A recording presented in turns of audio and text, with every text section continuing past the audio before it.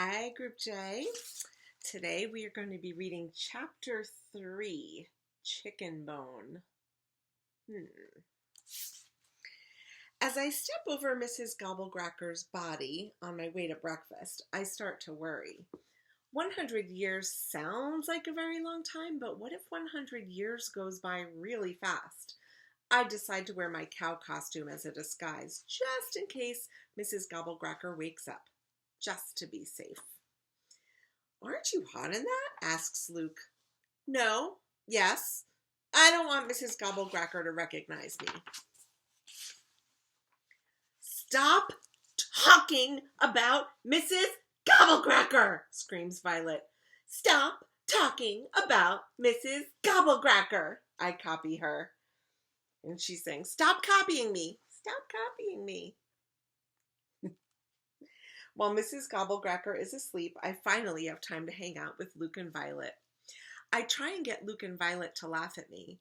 Cereal time, I've discovered, is the best time for laughing.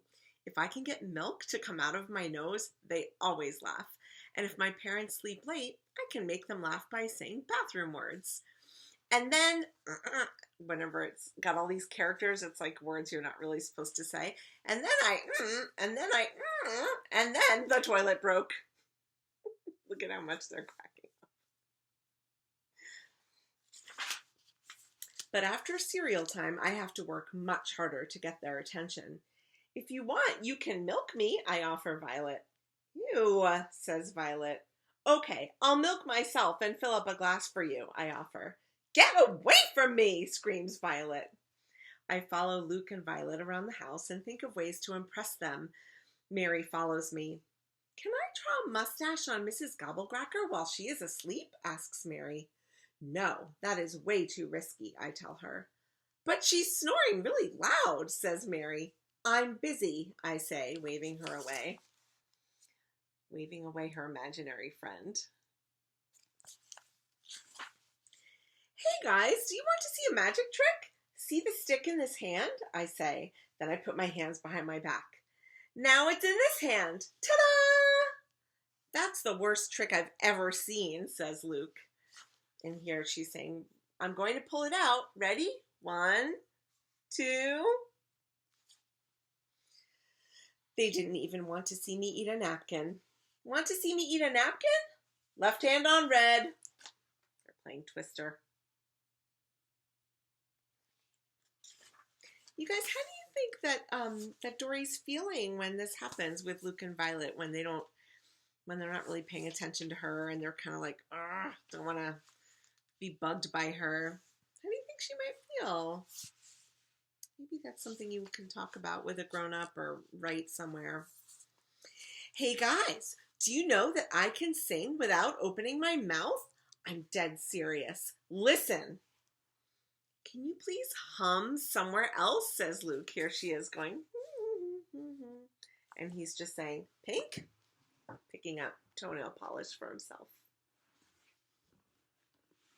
"It's not humming, it's singing," I say.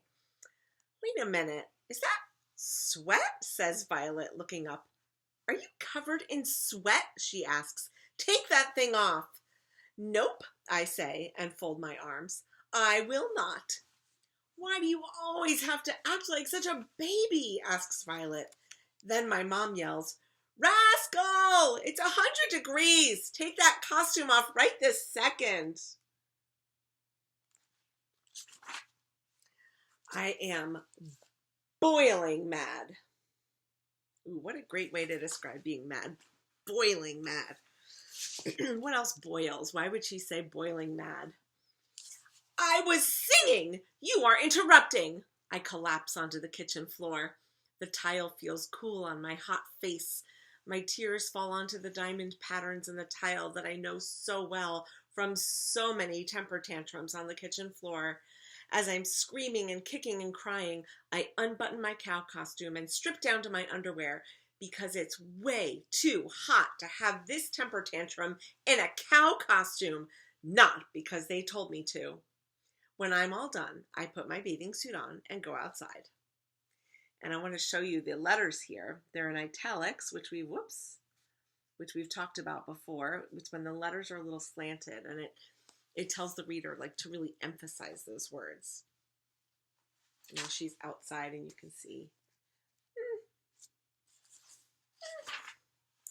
I find Mary asleep under a tree. Are you real sleeping or fake sleeping? I ask her. Real sleeping, she says without opening her eyes. Now even Mary doesn't want to play. What's funny about her saying real sleeping when she's pretending to be real sleeping? I lie in the hammock all by myself and think maybe Luke and Violet are right. Maybe I am a baby. I think of all the babyish things I do. I still smell my bunny and suck my fingers to fall asleep. I still put my clothes on inside out. I still can't whistle. I still overflow everything I pour. I still want to wear my nightgown all day. When I look up at the trees through my own tears, I see someone up there looking down at me. Who are you? I ask, rubbing my eyes, squinting into the sun. I'm your fairy godmother, says a little man, crawling down from the tree like a koala.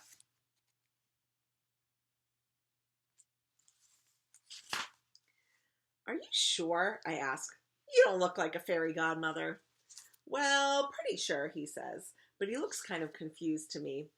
Well, the important thing is I'm here to help you.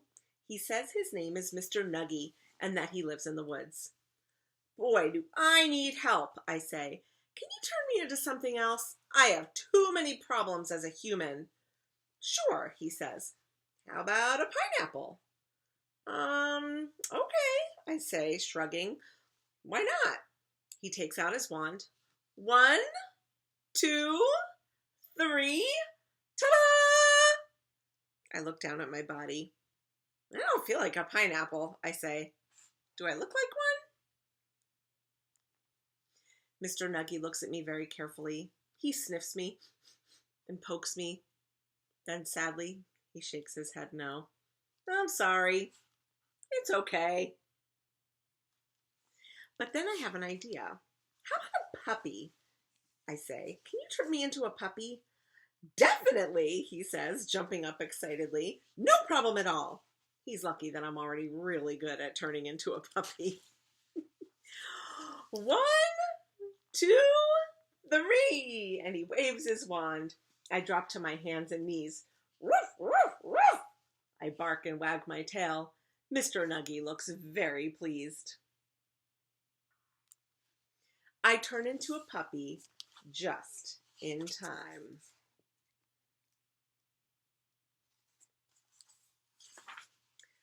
Where did that little girl go? She was just out here. And where did this stupid dog come from? Mrs. Gobblecracker asks Mr. Nuggy. You must be imagining things, said Mr. Nuggy. There's no girl in here.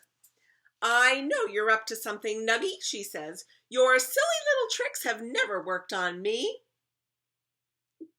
Here she's saying, Watch out, says Mr. Nuggy. This dog bites. I bark my head off at Mrs. Gobblecracker. Somebody get this dog to shut up, says Mrs. Gobblecracker. She has absolutely no idea it's me. Ruff, ruff. Do we say words like shut up at school? No, we do not. We also don't say the word stupid, right, friends? They're not kind words. Okay.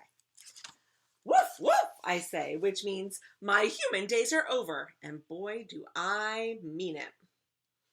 Mr. Nuggy says, I have to go now. My wife needs me home for dinner. And he starts to climb back up the same tree. Woof, woof, woof. I bark up the tree after him, which means, wait, what's your phone number? You can call me from my banana, he calls down. No numbers. Then he disappears into the summer leaves. Violet and Luke come outside to play frisbee, and I run to tell them the news. I have great news!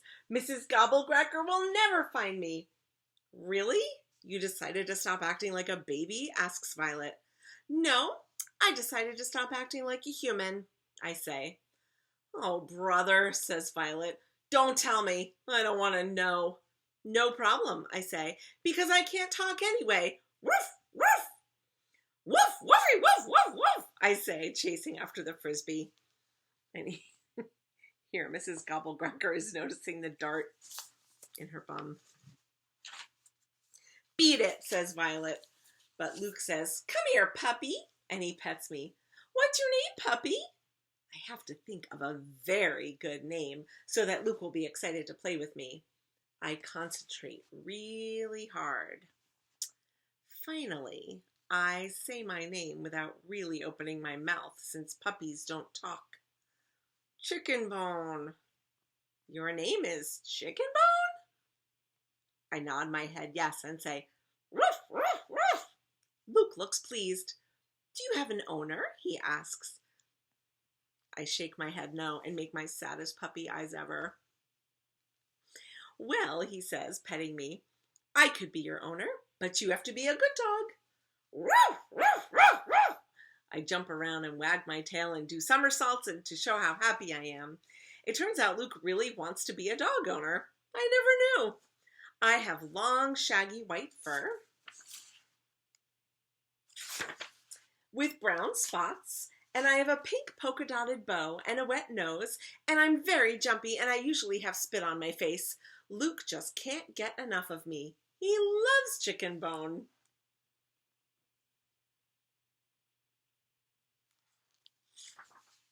And that's how I became a dog named Chicken Bone, and how Mrs. Gobblecracker was left hanging around my house looking kind of bored and confused. I guess she is waiting for me to come back. So that's the end of chapter 3, and I know I said I would read 2 chapters today, but I'm just reading 1. I promise to read 2 tomorrow. Oh, Miss Wimberger, don't promise if you can't follow through. But the next chapter 4 is called If You Take a Dog to the Doctor, which is kind of funny because last Friday we read about the dog Benny who went to the doctor, just saying. And the first word is dun, dun, dun, Luke. Okay, my friends, we actually are more than halfway through this book. You can kind of see, yeah, just about halfway through. So I'm looking forward to reading the rest. Maybe we'll finish it by the end of this week, and we'll start a new book on Monday. I love reading with you, and I can't wait to hear what you think about the book.